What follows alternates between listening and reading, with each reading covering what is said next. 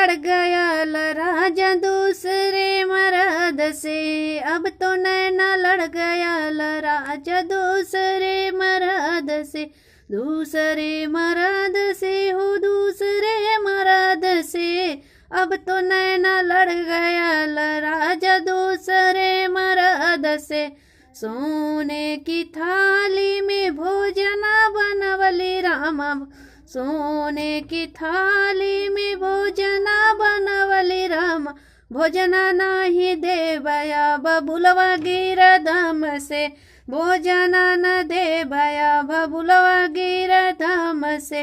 अब तो नैना लड़ गया राजा दूसरे मर्द से।